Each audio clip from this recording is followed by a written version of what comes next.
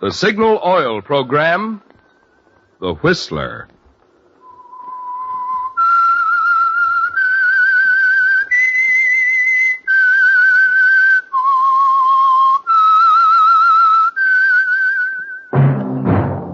That whistle is your signal for the Signal Oil program, The Whistler.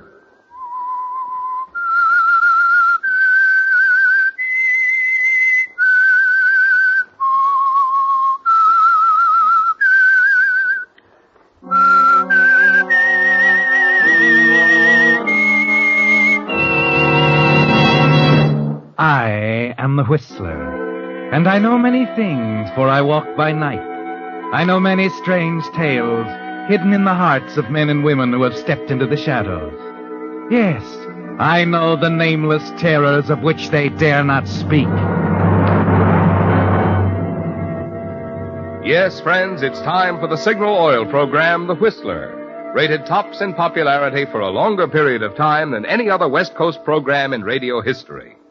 And Signal gasoline is tops, too, tops in quality. It takes extra quality, you know, to give you extra mileage. And Signal is the famous Go Farther gasoline. So look for the Signal circle sign in yellow and black that identifies friendly dealer-owned Signal stations from Canada to Mexico. And now the Whistler's strange story, The Dark Room.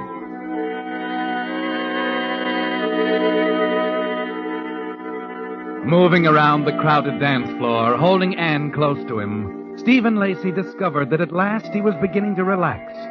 The trial, the war of words waged with the district attorney, the final unexpected victory and the excitement afterwards had been almost too much for him. He was grateful that it was over now and hoped that with Anne's help he could somehow set things right again. Someday be welcome at parties like this. What is it, Steve? What are you thinking? About your uncle. How he must feel about me. Impressed, I'm sure. Everybody else in that courtroom was. But he was so determined. What of it? A district attorney can't win every case he prosecutes, even if he is my uncle. He was so convinced Sean Fenton was guilty. And you were just as convinced he wasn't. And that's what public defenders are for, and... Oh, please, Counselor. Worry about someone else for a while, will you? I'm sorry, Anne. If he weren't your uncle... Oh, Stevie isn't even thinking about the case. Too many other things on his mind. You know why he's giving this party, don't you? He's running for governor. Governor? I had no idea. Yes, he's announcing his candidacy tonight. Oh, there he is now. Uncle Frank! Uncle Frank! Yes? Oh, Anne, everything all right? Good evening, Mr. Keniston. Lacey? Why, everything's wonderful.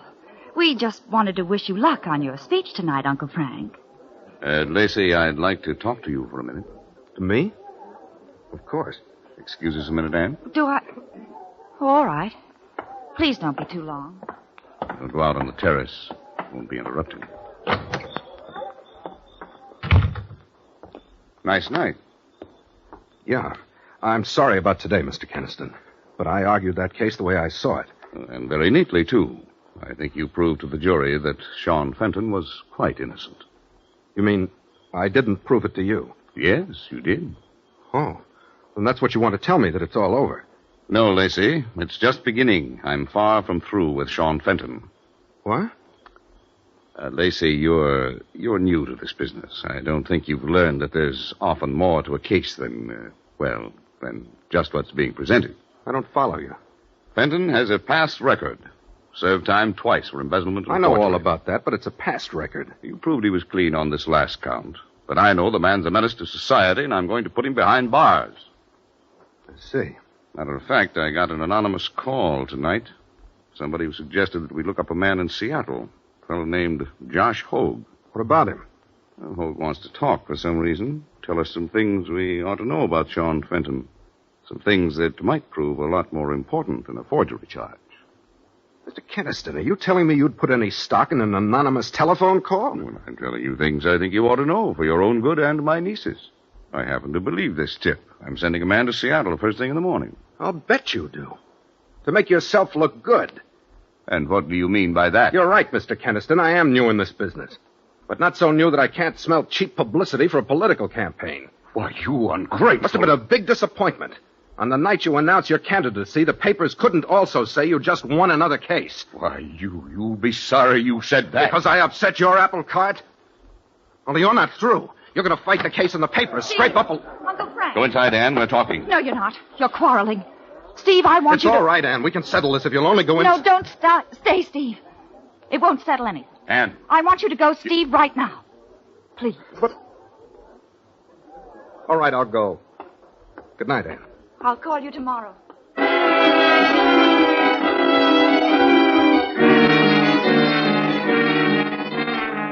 You're trembling as you grab up your coat and leave the house, aren't you, Steve? Shaking and upset as you enter a bar a few blocks away. And instead of your own reflection in the big mirror in front of you, it's Frank Keniston's, smiling that cold, selfish smile. And then you see something that adds to your hatred of Keniston. A man in a worn striped suit. A friendly-looking man whose innocence you proved in a courtroom today. He hurries forward instantly to clasp your hand. Mr. Lacey, Counselor, I was hoping you'd stop by. Buy you a drink, huh? Buy you a drink? No, thanks, Sean. I've had a drink. Oh, what's doing? What's doing? You should ask that, eh, Counselor? I'm celebrating. See, the table there? I've got friends, Sure, huh? sure you have. Come on, meet them. No, another time. No, not another time, Counselor. Now, when the mood is right, huh? When you've just won. I'm not at all sure I have one. Huh? We satisfied a jury today, Sean. We didn't satisfy Frank Keniston. He's going to keep digging, find something else. But there isn't anything else. I've done nothing. Besides, with you on my The side... facts were on your side, Sean. If they hadn't been, I wouldn't have gone along. That's right. He's just got it in for me, Counselor, like always. Sean, how's Josh Hogue? Who? You've some friends in Seattle, haven't you? Seattle? No. What are you getting at, Counselor? I've never been in Seattle. So I knew it. He's trying to dig up something on you to help his campaign. Forget it, Counselor. I'd like I'm to not get back afraid. there and really now, wait show a him. minute, Counselor. You can't go anywhere like this. Whatever it is, stop it. Put it out of your mind. That's huh? not so easy. Keniston claims he got a phone tip from someone in Seattle tonight. He's threatening to use it against you. But the case is over. He can't. Oh, look, Counselor, there's no need to worry. Let's forget it. Come on now, stay with me. Meet my friends, huh? I don't Let know. me buy you that drink, huh? My privilege. And we'll talk about other things. Bartender, Dave. Yeah. Fix the drinks, huh? Drinks for everyone.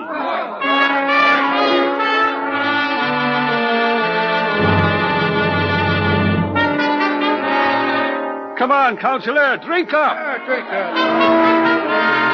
Any friend of Sean's is a friend of mine. I'm buying, Counselor. Around again, bartender, around again.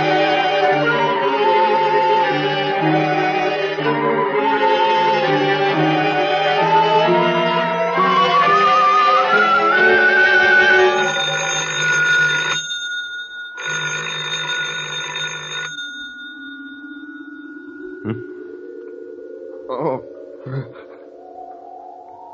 I thought I heard the phone. Where? I'm home. How did I get home?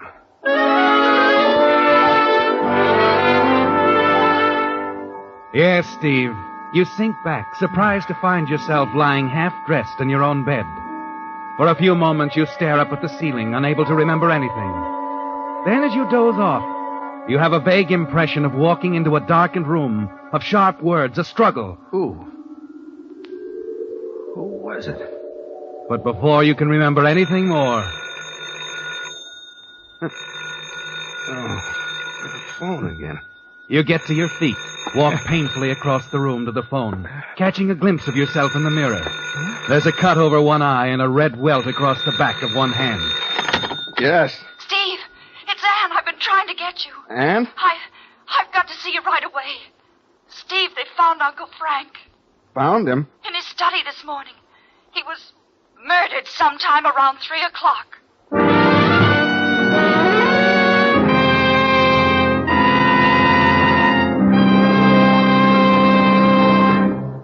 the prologue of The Dark Room, the Signal Oil Company is bringing you another strange story by The Whistler. But first, friends, a question. What gasoline is known as the Go Farther gasoline? Well, if you've lived out west any length of time, you know that Signal is known from Canada to Mexico as the Go Farther gasoline. Now, naturally, we're mighty proud of Signal's famous mileage. But even more so, we're proud of the extra efficiency Signal gasoline gets from your motor, which makes such mileage possible. For when your motor runs more efficiently, you also enjoy quicker starting, faster pickup, and smoother knock-free power, the things which make driving more fun. That's why folks who want superior performance, as well as those who insist on mileage, are both switching to Signal. They've discovered that to get the tops in gasoline quality, there are just two things to remember. One, in gasoline, it takes extra quality to go farther. And two, Signal is the famous Go Farther gasoline. And now, back to the Whistler.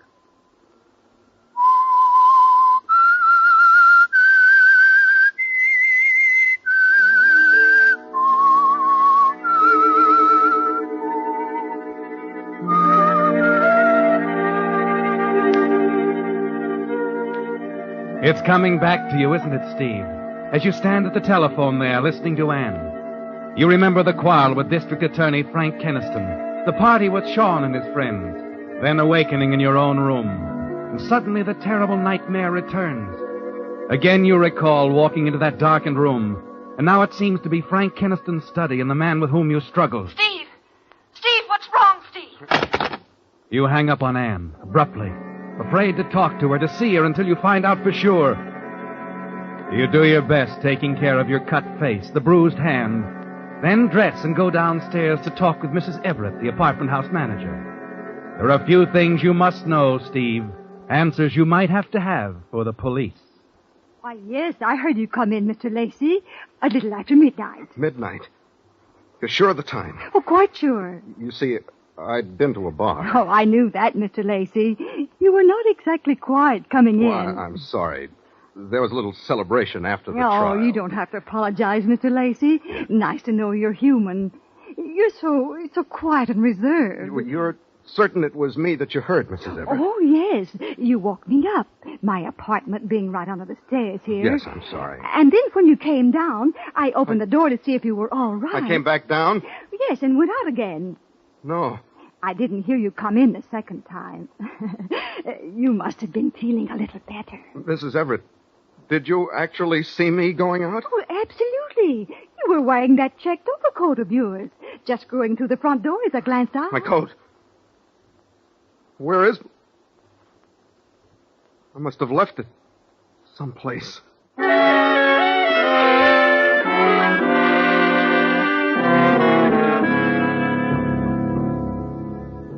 Sorry, Mr. Lacey, your coat's just not here. Like I said, I'm pretty sure you were wearing it when you left. And I didn't come back. No, I was on duty right up till closing time. Look, Dave, you remember I was with some people, Mr. Fenton and some friends of his. Yeah, I remember. They had quite a party. I wanted you to go with them, but you left. Said there was something you had to attend to. Did I mention what it was, Dave, or where I had to go? What's on your mind, Mr. Lacey? Oh, nothing, really. I had a few too many. Just wondered if I got out of line or anything. Why don't you forget it, Mr. Lacey? Forget it? You know, I've been in this business a long time. Sometimes when I'm standing back here polishing glasses and filling them, I see and hear quite a few things I shouldn't. Oh? I always make it a habit to forget them. Okay, Dave. Well, sure is a nice day today, Mr. Lacey. Dave. Yes, Mr. Lacey? Did you know either one of those guys we were drinking with? Remember the big guy? Vaguely. Runs a pool hall over on 17th Street. Name's Al something or other. He's always around. Thanks, Dave. Mr. Lacey. Yeah? Leave me out of it. You remembered meeting him. Okay. I remembered meeting him. By the way, what do you want to see him about? As you said, nice day today, isn't it?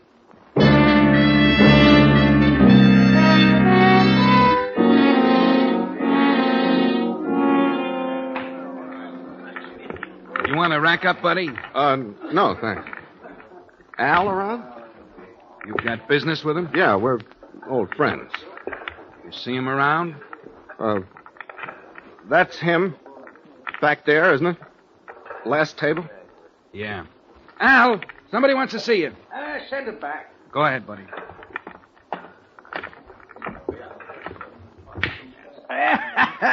That takes you, Joey. Yeah. What can I do? Oh. Well, how you feeling this morning? I'm all right, Al. Talk to you a minute? Well, ain't we talking? Oh. Hey, Joey, get lost, huh? Business. Okay. Okay. Al, I don't know you very well, but I'm a good friend of Sean Fenton's, and I couldn't reach him. Oh, you want Sean? Hey, he'll be back. Probably buying some stuff. He's going to take a vacation. Hey, a friend of mine's getting his ticket. I don't have to talk to him particularly. Maybe you can help. Well, sure. I'm a little mixed up about last night, Al. If anyone was to ask just when I left you guys... You want us to say you didn't leave us, that it? No, I was only trying to find out... We'll say it. That settle your problem? No, Al, you misunderstand. Oh, that's so? Well, straighten me out, pal. Straighten me out. Maybe you can straighten me out. Did I say anything about where I was going when I left you? Listen, pal, I had a few myself, you know. Well, you were sort of belligerent-like. But if you said anything, well, I'll see that none of us mentions it. That what you want? Oh, thanks, Al, but no, that won't settle anything for me. I'm sorry. Look, will you have Sean get in touch with me at my apartment? Here's a card. My number's on it. Oh, sure thing. Got your number now. Hey, Counselor? Yeah, Al. Guess you have.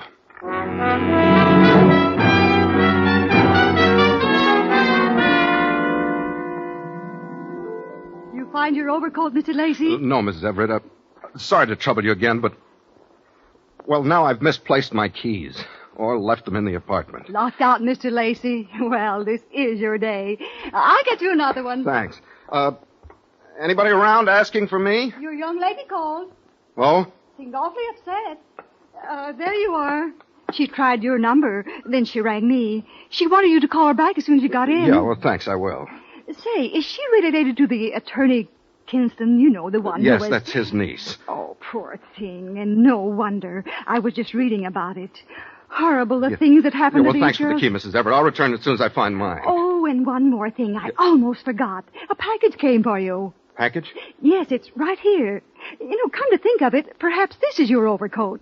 Someone could have found it and mailed it. It's probably a suit I ordered. Mrs. Everett, do you mind if I use your phone a moment? Oh, not at all. Go right ahead. If you'll excuse me, I left my iron in the Yes, car. of course. Thank you.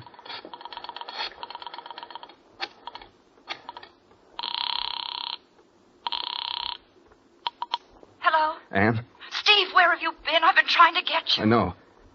Anne, I got the package. Your coat? Then you did send it. Darling, Let me do the talking. There isn't much time. Somebody might hear. I want to meet you in about an hour. Drive your car out to the 27th Avenue entrance of North Park. When I drive by, follow me. We'll find someplace where we can talk. All right, Steve. I'll leave right away. No, I've got something to do first, and I might want to get in touch with you. Stay there until I call again. Yes. Anne, Yes, Steve? don't talk to anyone until I've seen you. All right, darling. I understand. Bye. Yes.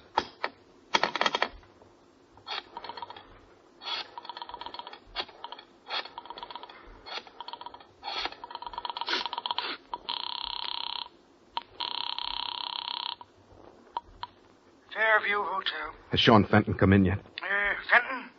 Yeah, he's back. Want him? No, I'll be right over.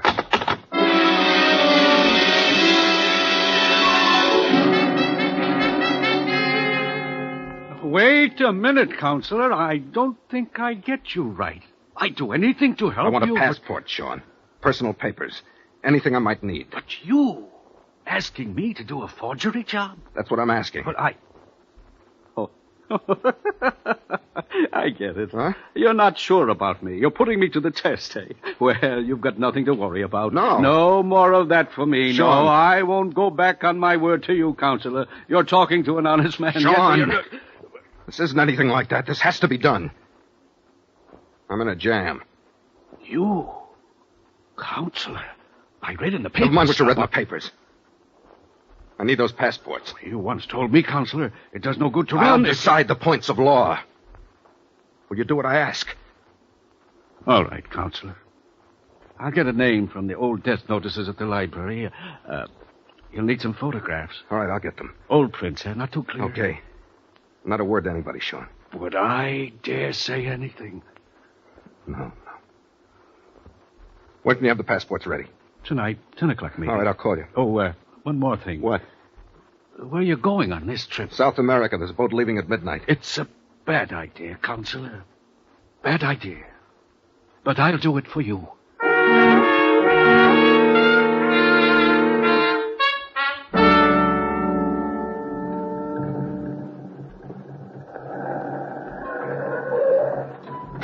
Ann, over here. Steve. Oh. Get in. We're driving. Oh, Steve. The coat. What about it? It was in the study. Right close to... Did you discover the body? No, one of the servants. They notified me. They hadn't seen the coat. I got it out of the room and hid it. Ann. Steve, I've got to know, did you? I don't remember anything. I did threaten to go back. You found my coat. What other answer is there? Oh, Steve, what are we going to do? We're not going to do anything. I'm going to take you back to your car, and you're going to forget this. Forget me. Forget it ever happened. I can't, Steve. You know that. I can't. It's bad enough that I'm in it. I can't let you. Oh, Steve. Steve, darling.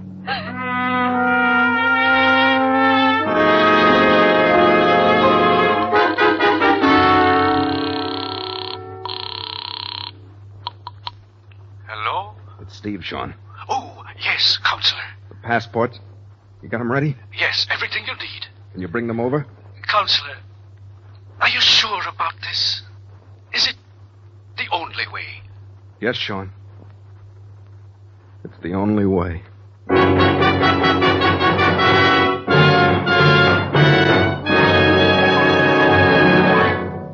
The Whistler will return in just a moment with a strange ending to tonight's story.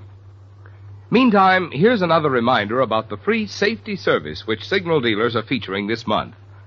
I'm referring to the checkup without charge of your fan belt and radiator hose. You know, of course, the importance of a sound, properly adjusted fan belt. It keeps your cooling system operating efficiently and helps keep your battery up. Also, I don't have to warn you of the hazards of a leaky or weakened radiator hose. Yet it's a fact most people never give a thought to these two little items until they fail completely and more serious trouble develops. That's why signal service stations are offering this free checkup.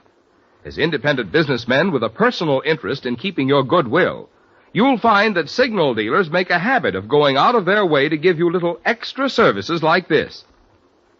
If you're not already a signal customer, a good way to see for yourself what I mean is to stop by your neighborhood signal service station this week and ask for this free fan belt and radiator hose checkup.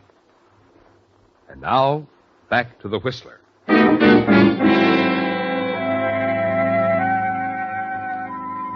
It's over now, isn't it, Steve?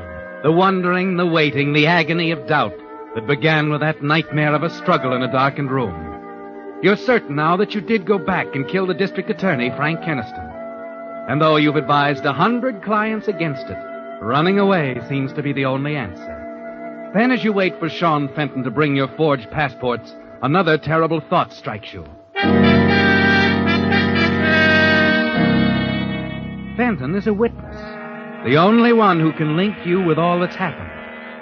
Your hand trembles as you reach into the desk drawer for your automatic, and then you reach up quickly and switch out the light. Come in.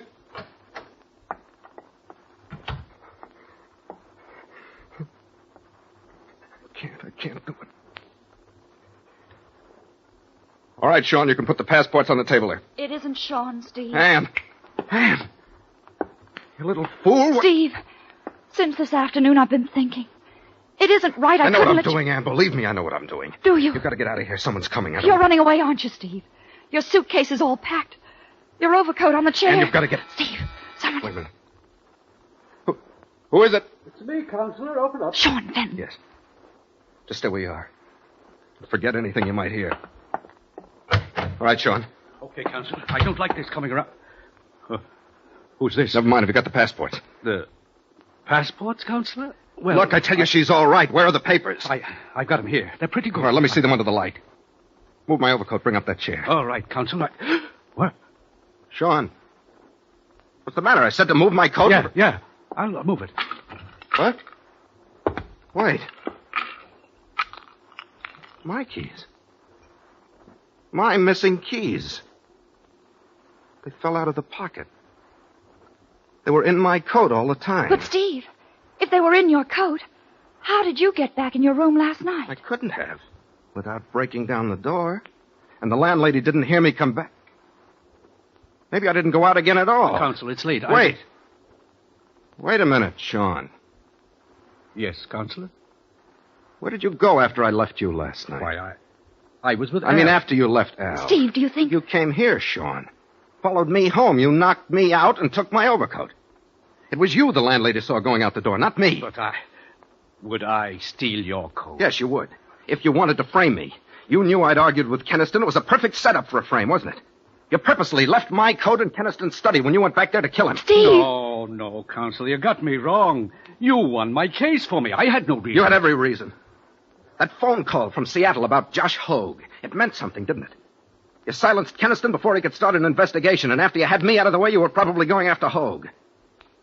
What was it up there in Seattle, Sean? Another murder? No, I don't know anything about this Hogue. You're turning on me, Counselor, just like Kenneth. Steve, shall I get... No, I'll get it. Yes. Yes, he's here. No, I'll give him the message. Okay, thanks. Yes, I'll tell him. That was your friend, Al, Sean. He wanted me to tell you he managed to get those airplane tickets for your vacation. In Seattle. No, don't move. Keniston was right about you from the beginning. He said you belonged behind bars, and that's where you're going. Except that when your murder trial is over, it won't be for long, Sean. Not for very long.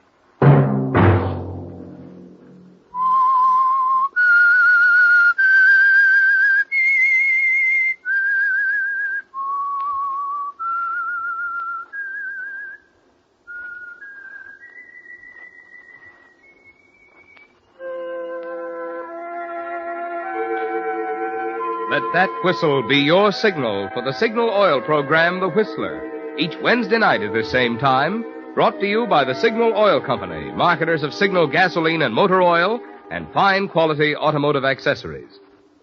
Signal has asked me to remind you, to get the most driving pleasure, drive at sensible speeds, be courteous, and obey traffic regulations. It may save a life, possibly your own.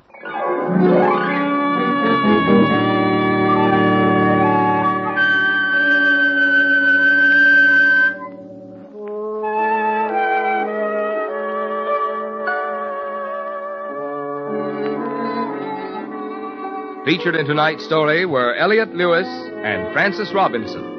The Whistler was produced by George W. Allen with story by Joel Malone and music by Wilbur Hatch and was transmitted to our troops overseas by the Armed Forces Radio Service. Next Wednesday, for a full hour of mystery over most of these stations, tune in a half hour earlier. Enjoy The Saint as well as The Whistler. This is Marvin Miller speaking. This is CBS, the Columbia Broadcasting System.